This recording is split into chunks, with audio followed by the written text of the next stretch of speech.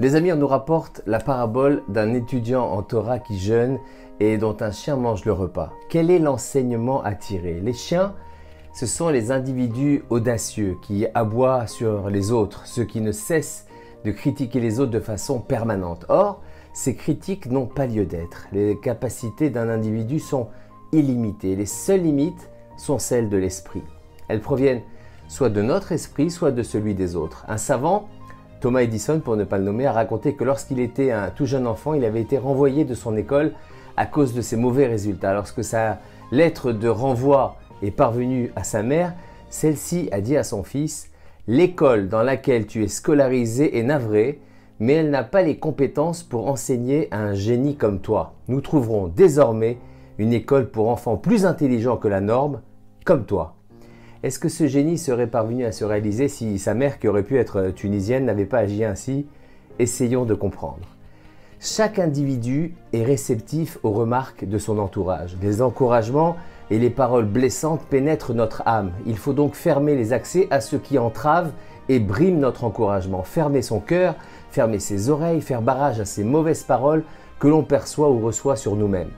Le chien aboie, la caravane passe. Il est nécessaire de faire obstacle à ces paroles qui nous font croire que nous ne réussirons jamais, que nous n'avons pas le profil pour tel ou tel projet. Aujourd'hui, personne n'est capable de supporter le négatif et c'est la responsabilité des parents, des conjoints, des professeurs et des amis de ne jamais décourager. Il suffit de glisser un petit mot de travers à quelqu'un alors que son cœur était ouvert pour qu'il y ait un blocage. Bien souvent, on ignore l'influence qu'on exerce sur les autres. Parfois, on donne du poids aux dires de personnes insoupçonnées. Savez-vous ce qu'est un traumatisme? C'est une parole bloquée à un endroit où une énergie doit passer. Et si un jour, un individu a une belle opportunité, il se bloque sur cette case traumatisme. Chacun vient au monde avec son potentiel de base, avec le minimum pour avancer. Mais on n'avance pas à cause des aboiements des chiens. Je n'avance pas parce que quand j'avais 8 ans, le prof m'a découragé. On cherche alors la vitalité ailleurs, dans l'alcool, les jeux, etc., alors que nous sommes libres.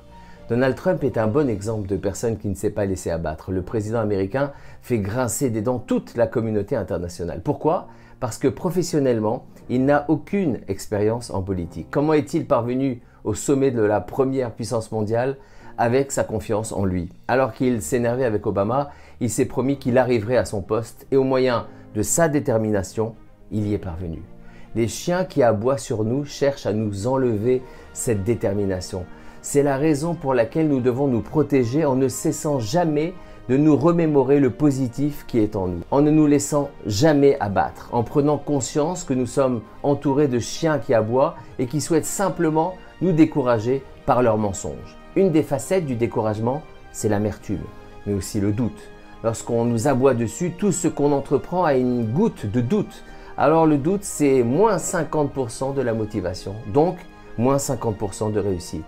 Hachem, Dieu ne donne pas la vie à des nuls, c'est le monde qui reste dans l'ignorance. Un jour, un homme était venu voir le Rav Avraham Ifra, il avait fait son alia, et comme chacun lui avait raconté qu'en Israël, il était difficile de trouver un travail, il accepta le premier travail proposé, ouvrier dans une menuiserie. Un beau jour, il prit conscience qu'il était capable de beaucoup plus. Il se reprit en main et commença une nouvelle carrière. Qu'est-ce qui avait changé? Rien. Tout était là. C'est lui qui avait changé. Mais pour ça, il faut un coup de manivelle, il faut oser, il faut la force. Lors d'un entretien d'embauche, chacun a le sentiment de mentir sur ses capacités et de se présenter dans une version améliorée de soi. Mais ce bluff est plus vrai que la réalité. Puisque la réalité est faite des aboiements des chiens et que chacun y perd une partie de ses capacités, forcément, chacun perd 50% de ses capacités. En fin de compte, d'une toute autre perspective, le bluff, c'est la vraie version de chacun. La société nous affaiblit lourdement en nous demandant de réaliser des tâches simples, mais en nous imposant de les exécuter rapidement. C'est un rythme au-delà de nos capacités. Personne ne peut s'arrêter en pleine course. Aussi, le secret, c'est de simplement garder à l'esprit que nous sommes dans la course et de s'arrêter quelques minutes chaque jour pour parler avec Hachem. Un des cadeaux de Rabbi Nachman, c'est ce secret. Il y a toujours des instants vides dans une journée durant lesquels il est possible de le faire. Parle avec Hachem et réveille ton âme. Cherche ton diamant intérieur, donne-lui de l'énergie et fais-le briller. Revenons brièvement en guise de conclusion à l'histoire de l'élève qui jeûne et qui a plus précisément la sensation de jeûner. Pourquoi? Parce que la connaissance ne suffit pas. Ce qu'il faut, c'est le vécu. On a besoin de vivre, de parler avec ses amis, son conjoint, Hachem et le tzaddik. Ne pas rester cantonné à une Torah théorique. Les liens, c'est ça qui donne le goût de la vie.